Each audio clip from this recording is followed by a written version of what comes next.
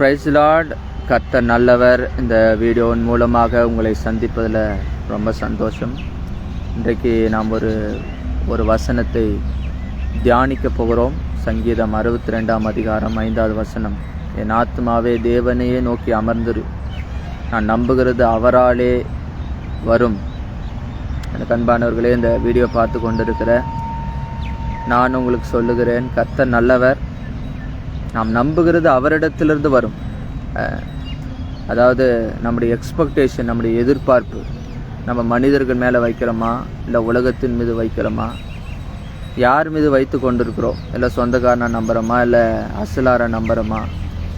ஆனால் பைபிள் சொல்லுகிறது, நான் நம்புகிறது தேவனாலே வரும், அவரிடத்திலிருந்து வரும்.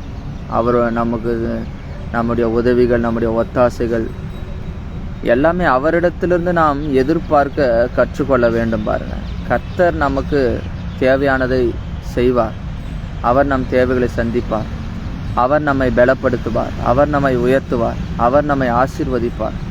அவர் நம்மை மேன்மைப்படுத்துவார் என்று சொல்லி நம் கர்த்தரின் மேலே நம்பிக்கை வைக்க வேண்டும். பாருங்கள், இந்த பூமியில் அநேக மக்களுக்கு என்னன்னா ஒரு பெரிய பிரச்சனை, ரொம்ப கசப்பு, வாழ்க்கையில் விரக்தி. எனக்கு நன்மை செய்யலை, எனக்கு உதவி செய்யலை, அவங்க என்ன பார்க்கல, அவங்க அவ்வளோ பெரிய பணக்காரு, அவர் கவர்மெண்ட் ஜாப்பில் இருக்கிறாரு, அவர் பெரிய ஆள், ஆனால் எனக்கு நன்மை செய்யலை, எனக்கு உதவி செய்யலை. இப்படி மனிதர்கள் வாழ்க்கையில் நிறைய டிசப்பாயின்மெண்ட்ஸ், எதிர்பார்ப்புகள் எல்லாம் டிசப்பாயின்மெண்ட் ஆகிடுது. ஏன்னா நம்பிக்கை வைக்கிற இடம் தப்பாக இருக்குது. நீங்கள் தேவனை நம்புங்க, தேவனை விசுவாசிங்க. அவர் தம்மை தேடுகிறவர்களுக்கு பலன் அளிக்கிறவர். நீங்கள் அவரை தேடி, அவரை நம்பி, அவரை விசுவாசிக்கும் பொழுது கர்த்தர் மனிதர்களுடைய கண்களில் தயவு கிடைக்க பண்ணுவார். நீங்கள் வேண்டிக் கொள்ளுகிறதை அவர் தருவார். நீங்கள் நினைக்கிறத அவர் செய்வார். அப்போ பாருங்கள், நாம் கர்த்தரிடத்தில் எதிர்பார்க்க கற்றுக்கொள்ள வேண்டும். தேவனை நம்ப கற்றுக்கொள்ள வேண்டும். தேவனை உறுதியாய் பிடிக்க கற்றுக்கொள்ளும் பொழுது நிச்சயமாகவே நம்முடைய தேவைகள் சந்திக்கப்படும். நம்முடைய கண்கள் கர்த்தர் மேலே வைக்க வேண்டும். சங்கீதம் 121 வசனம். எனக்கு ஒத்தாசை வரும் பர்வதங்களுக்கு நேராக என் கண்களை ஏறெடுக்கிறேன், வானத்தையும் பூமியும் படைத்த கர்த்தரிடத்திலிருந்து ஒத்தாசை வரும். அப்போ கர்த்தர் நமக்கு ஒத்தாசை பண்ணுகிறவர், கர்த்தர் நமக்கு உதவி செய்கிறவர், கர்த்தர் நமக்கு வழிகளை திறக்கிறவர். அப்போ கண்களை தேவன் மேலே வைக்க வேண்டும். பாருங்கள், அப்படி ஆண்டவர் மீது நம்ம கண்களை வைக்கும் பொழுது, கர்த்தரை நம்பும் பொழுது நம்முடைய வாழ்க்கையில் டிசப்பாயின்மெண்ட்டே இருக்காது. அநேக நேரத்தில் நம்மை அறியாமலேயே நாம் மற்றவர்களை சார்ந்து விடுகிறோம், மற்றவர்களை நம்பி விடுறோம், மற்றவர்களை அப்படியே பிடிச்சிக்கிறோம். பாருங்கள், அதுதான் பிரச்சனை. இன்றைக்கு எல்லா மனிதர்கள் மேலே வைத்திருக்கிற, உலகத்தின் மீது வைத்திருக்கிற, நம் சுயத்தின் மீது வைத்திருக்கிற நம்பிக்கைகளை உடைச்சி கர்த்தர் மீது நம்பிக்கையாரு. நாம் நம்புகிறது அவராலே வரும். அவரை நம்பிடுங்க. அவர் என் தேவையை சந்திப்பார். அவர் எனக்கு உதவி செய்வார். அவர் என்னை உயர்த்துவார். அவர் என்னை மேன்மைப்படுத்துவார். அவர் என்னை கனப்படுத்துவார். அவர் என் பிள்ளைகளை பாதுகாப்பார்.